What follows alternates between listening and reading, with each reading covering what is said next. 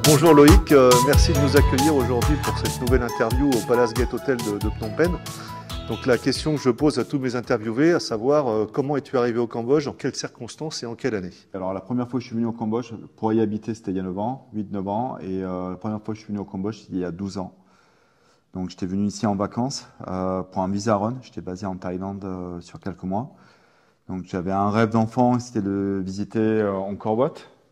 On m'avait dit que Phnom Penh n'était pas très sympa à visiter, il n'y avait pas grand-chose à faire. Et en fin de compte, j'avais prévu, en fait, dans mon programme, j'avais prévu une nuit à Phnom Penh, 4 nuits sur Siem Reap, puis revenir sur Phnom Penh pour repartir après sur Bangkok. Et finalement, en fait, le premier soir, je me suis rendu compte qu'il fallait que je reste un peu plus longtemps sur Phnom Penh. C'est une ville qui est méconnue, il y a énormément de choses en fait à découvrir, mais malheureusement, très peu de gens se font passer le mot. Donc j'ai étendu en fait mon séjour de 2 nuits en plus. Et là, j'ai eu la chance que j'ai rencontré ce qui est devenu mes très bons amis à moi, des nouveaux propriétaires d'hôtels à cette époque-là qui s'appelait Sankum Hotel. Donc c'était un immeuble période Sankum et qui m'ont donné des astuces pour visiter Phnom Penh. Donc permis d'aller à Udong, j'étais parti à Udong, j'ai pu voir les maisons coloniales, aller sur les quartiers de la Poste, etc. Et donc c'est là où je suis revenu en fait chaque année après au Cambodge. J'étais plutôt la Thaïlande à la base, mais je revenais quand même quelques jours au Cambodge, rapidement dire bonjour à des amis que j'avais rencontrés et aller aussi sur Siem Reap, pas encore, qui reste quand même quelque chose qui m'a toujours marqué dès mon premier jour en fait. Donc en fait tu travaillais en Thaïlande, c'est ça, hein?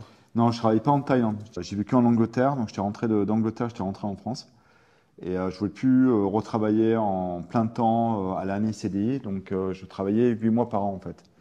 Donc j'avais trouvé un arrangement avec mon ancien patron, mon ancien employeur qui était, je travaillais au Cap Ferret.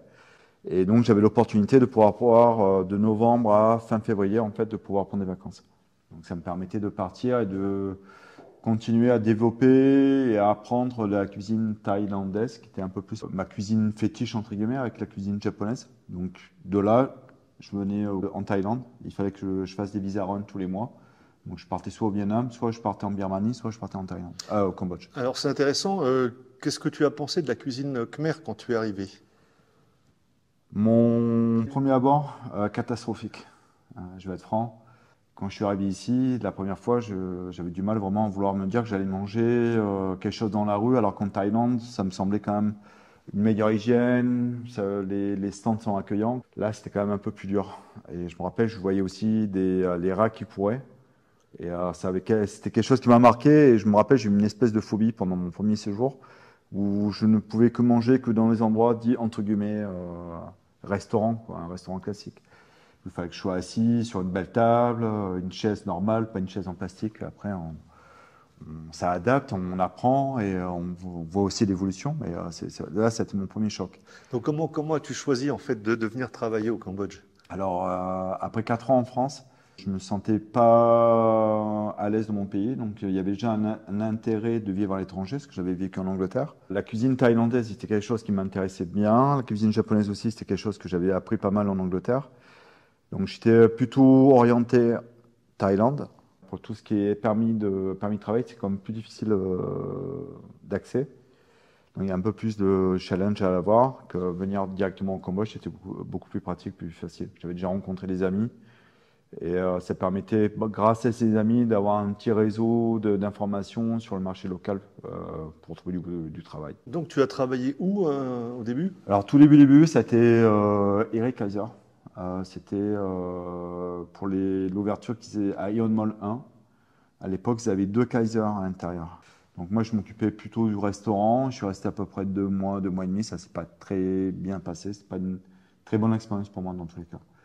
J'ai écouté mes amis expats qui vivaient au Cambodge. Donc ils m'ont briefé qu'il fallait pas s'énerver, qu'il fallait rester posé, qu'il fallait se maîtriser. Et en fin de compte, je me suis fait bouffer par les staffs, tout simplement. Donc tu as fait quoi après? J'ai fait un food testing pour Oscar, et Oscar Bistro sur Riverside. Et eux étaient déjà un établissement qui était ouvert sur Bangkok, qui avait une très bonne réputation. Et pour eux, c'était leur extension sur le Cambodge pour après essayer de s'étendre sur d'autres pays après.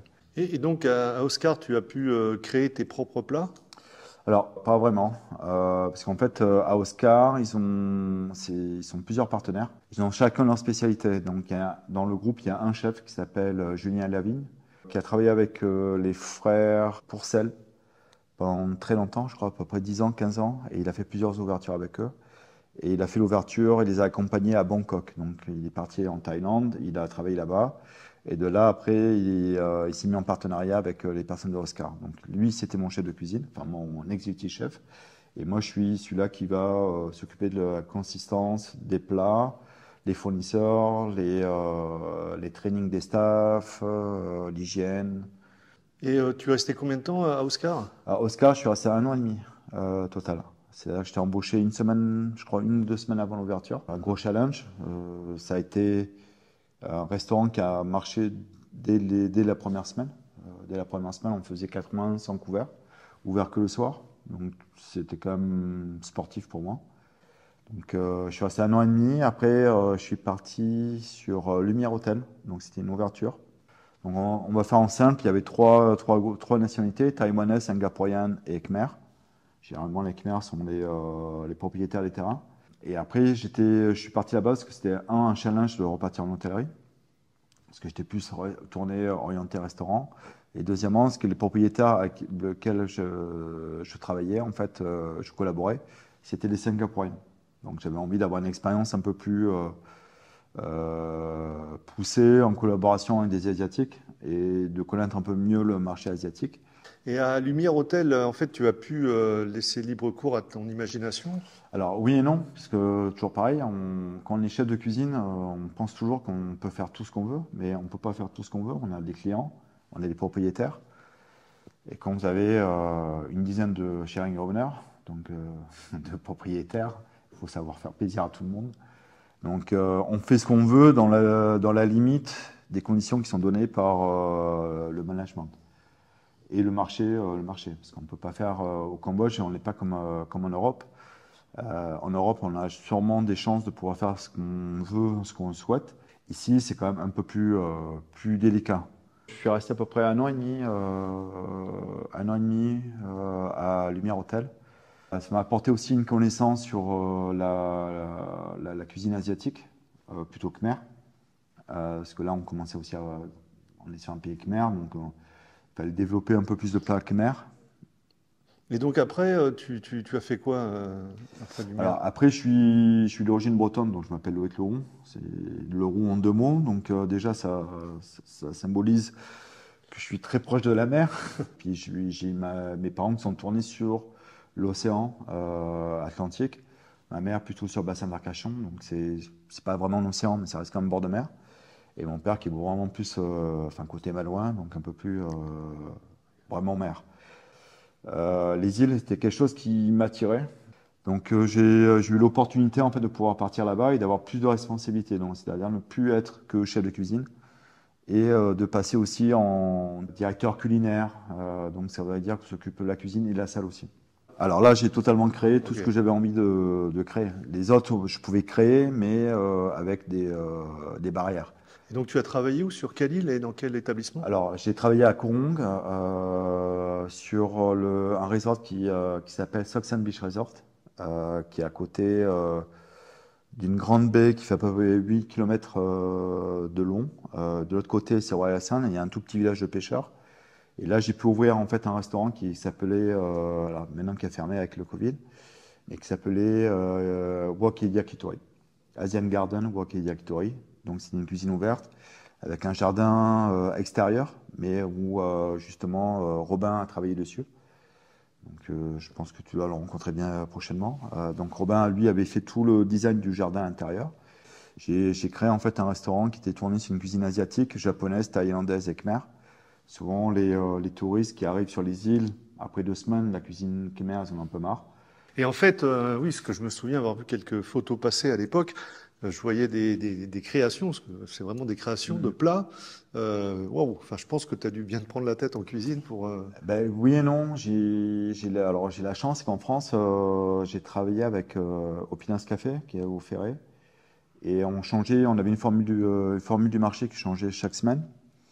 Donc c'était à l'époque 4 plats, 4 entrées, 4 plat de résistance et 4 desserts qui changeaient chaque semaine et on faisait 300 couverts par service. Mon chef de cuisine, Albert Bontrain, qui est vraiment un gars super, il nous donnait toujours un plat en fait à faire. Quand j'étais au garde-manger, donc j'avais un plat à faire chaque semaine. Et quand je suis passé au poisson, parce que c'était quand même spécialité poisson, c'est au Cap Ferret, donc bord de mer, j'avais aussi un poisson en fait à faire. Donc déjà j'avais une habitude de création et en ayant très peu de temps pour la créativité. C'est-à-dire qu'en l'espace de 1 heure, 2 heures, il fallait que je tourne dans les frigos et savoir qu'est-ce que j'allais planifier pour le menu de la semaine prochaine.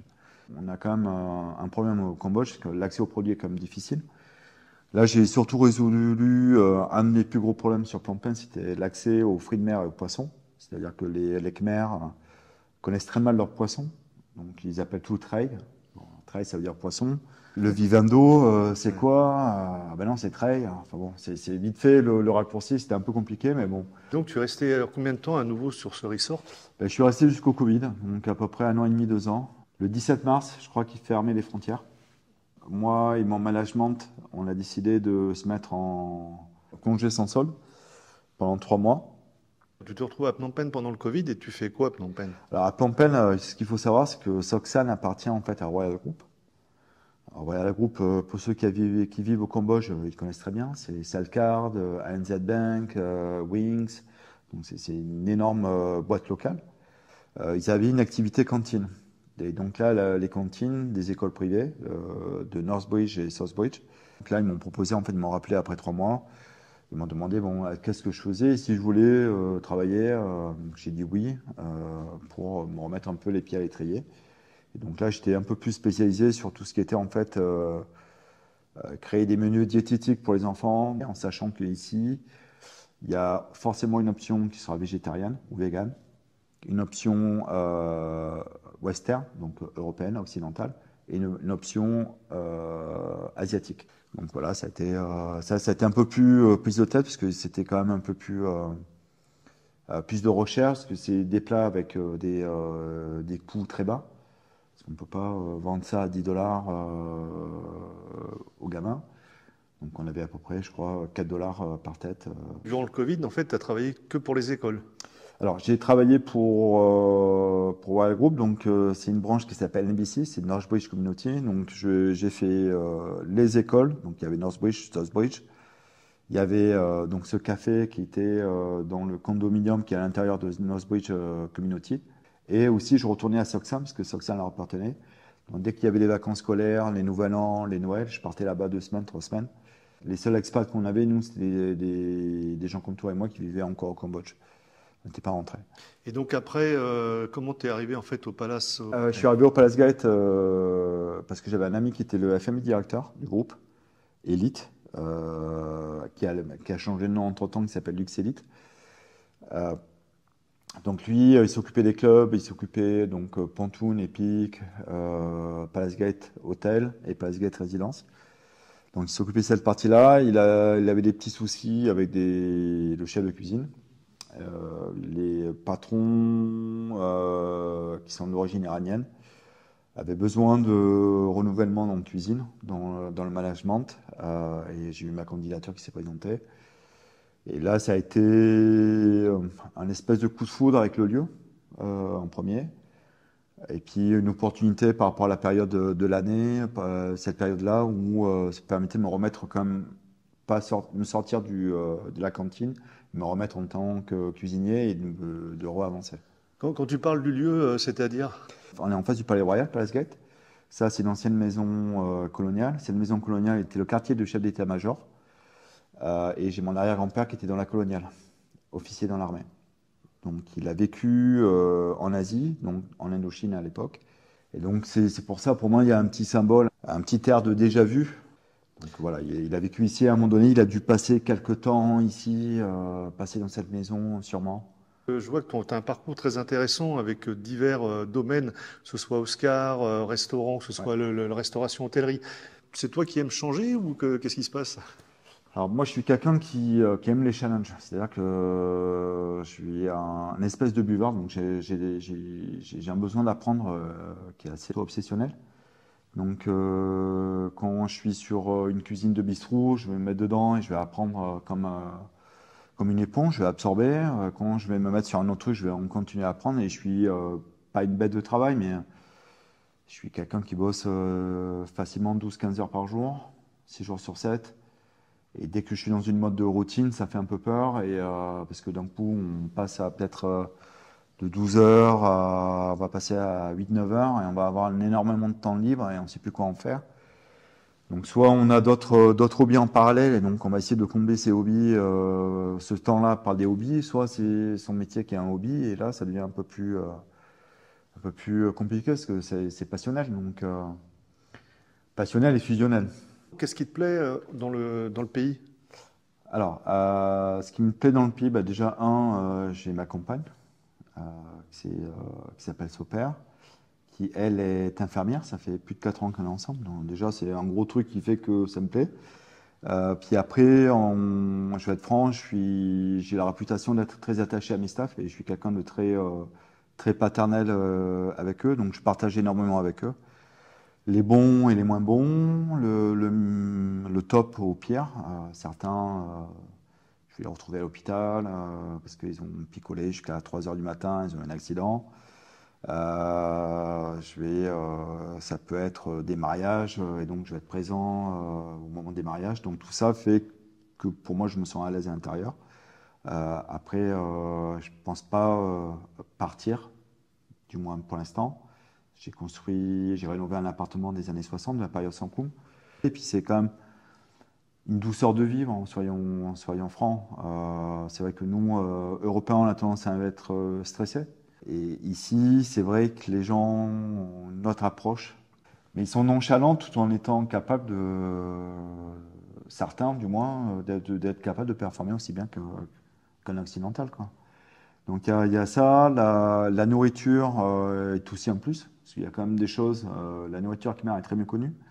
Ils sont coincés entre deux géants de la cuisine, donc le Vietnam d'un côté et la Thaïlande qui est le mastodonte. Donc oui, il y a comme de la cuisine khmer qui est très bonne. C'est vrai que quand on parlait tout début de l'interview, tu me demandais comment la première fois, pas envie de manger parce que ça fait peur à l'hygiène, mais une fois qu'on commence à connaître tous les plats locaux, on va dire qu'à 70%, 80% des plats, c'est pas du tout des plats pimentés, c'est des plats qui sont épicés. Donc il y a beaucoup d'épices. Donc, quand on prend certains plats typiques khmer, on va les retrouver soit en Malaisie ou on va aussi les retrouver en Thaïlande.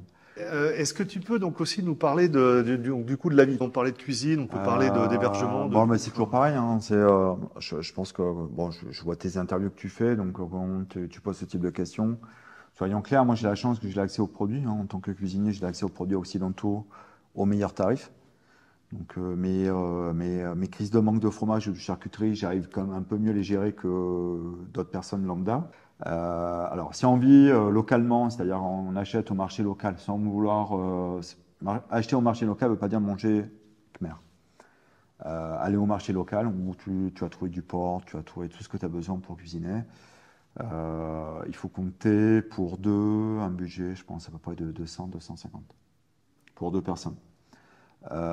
Si tu commences à faire des extras, ben, le fait d'avoir des yaourts, le yaourt coûte une pièce 1 dollar, je crois. 85 c'est 1 dollar. Le beurre, la plaquette de beurre va coûter 6-7 dollars. Ouais. Une bonne viande de bœuf, hein, parce que le poulet, ça va, et le porc aussi, on peut trouver facilement. Ça va vite coûter 5-6 dollars, 7 dollars pièce, minimum. Donc, bon, voilà, il y a quand même un coût, savoir se faire plaisir. Et ça, c'est le coût repas. Dès que tu commences à manger à l'extérieur, si tu manges khmer à l'extérieur, il faut compter 4 dollars par personne, à peu près 15-5. Tu vas manger, tu vas sûrement prendre deux plats, un coca, une bière.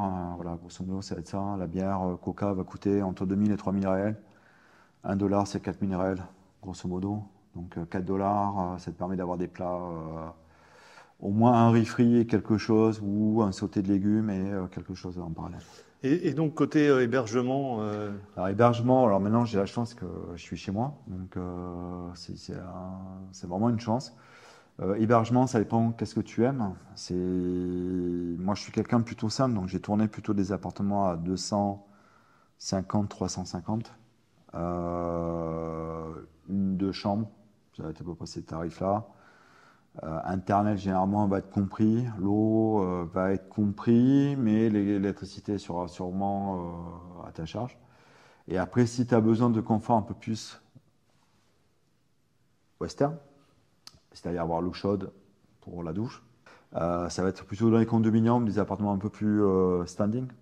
Et là, tu as à peu près 500, 550 par mois, jusqu'à 750, 800 par mois. Donc à peu près en moyenne, est-ce qu'on peut donner un chiffre sur un budget à avoir? Je pense, bon alors, sans sortie intempestive, etc. Enfin, c'est bien compris. Il faut compter, je pense à peu près, moi j'ai commencé quand j'étais à Oscar, j'étais à 1500. Donc je pense que c'est le minimum pour vivre correctement, en se faisant des sorties, en pouvant aller au resto, au cinéma, payer son transport, parce qu'on a la chance ici, il y a le PASSAP, donc ça permet quand même de mieux gérer ce coût. C'est exactement un service Uber, c'est exactement la même chose, c'est juste que ça s'appelle PASSAP, ils ont Grab, ils ont 2 ou 3 trucs un peu différents. Et c'est vrai que quand moi j'étais au Cambodge, c'était quand même un peu plus challenge, parce qu'il fallait négocier avec les tuk-tuk sans arrêt, et que c'était quand même bien plus cher avant. Si quelqu'un en fait souhaite venir s'installer au Cambodge, venir monter un business. Et je suis spécialisé sur les ouvertures déjà avant, c'est-à-dire en France j'ai fait les ouvertures, en Angleterre je fais les ouvertures. Alors, ma vision elle va être un peu différente de beaucoup de gens, même des gens que tu as pu interviewer. Donc tout le monde peut réussir, tout est possible, mais je pense qu'il y a des règles. Ce qu'il faut savoir, c'est qu'il y a quand même, il faut pas arriver ici les mains dans les poches en se disant que ça va être facile. Ça va être beaucoup plus compliqué. Il y aura une partie paperasse, papier, qui est assez similaire à la France. Donc ça, il faut le prendre en compte. Il y a plusieurs types de services. Il va falloir quand même passer par là. Donc il y a aussi les taxes, se faire reconnaître par les taxes, etc. Bon, on enlève cette partie-là. Souvent, ce que je considère comme une erreur, hein, beaucoup de gens mettent tout leur argent sur les rénovations, l'ameublement, etc. Mais ils n'ont plus assez de cash flow pour tenir sur les 6 mois, 8 mois, 1 an qui vont devoir lancer leur business. Donc toi et moi, on est au Cambodge depuis quelques années, toi plus longtemps que moi. Tu as vu beaucoup de business ouverts. Dans les 3 premiers mois, en fait, ils ferment parce qu'ils ont déjà bousillé tout leur cash flow. Pas partir dans l'aventure en disant je mets tout d'un coup et ça passe ou ça casse. Est-ce que tu as des projets particuliers, vu que je reviens un petit peu à ce qu'on disait tout à l'heure, vu que tu aimes bien justement le challenge et l'évolution, est-ce que tu t'es fixé d'autres buts Alors, j'ai la chance que là où je travaille, on est à Palace Gate Hotel, mais je m'occupe de 4 établissements. Donc c'est quand même déjà un autre challenge pour moi, parce qu'il y a 2 hôtels à Phnom Penh, 2 hôtels sur les îles, un à Krong Samlen et un à Koh Kong à Koh Sdach, l'île du Roi. Après, personnellement, c'est plutôt continuer ce que je fais avec ma femme, c'est-à-dire on se met des targets et on a eu l'appartement, donc ça c'était parce que c'était le Covid. Donc j'avais toujours en tête d'ouvrir un restaurant un jour ou l'autre, et avec le Covid, on s'est refaçonné des priorités. Donc on a mis l'argent qu'on avait de côté pour l'appartement. Là, elle a un terrain, donc on veut faire une tiny house. C'est pas des choses qui sont très populaires au Cambodge. Ça, c'est des choses qui vont être faites sur 2024. Je pense que l'une des clés de la réussite, c'est d'être propriétaire de ses terrains ou de son lieu. Écoute, Loïc, je te remercie beaucoup en tout cas pour ce temps passé aujourd'hui en notre compagnie. Je te souhaite aussi bon courage pour la suite de tes projets et puis j'espère à très bientôt, hein, peut-être À très bientôt. sur une île ou autre. Merci. Au revoir. Au revoir.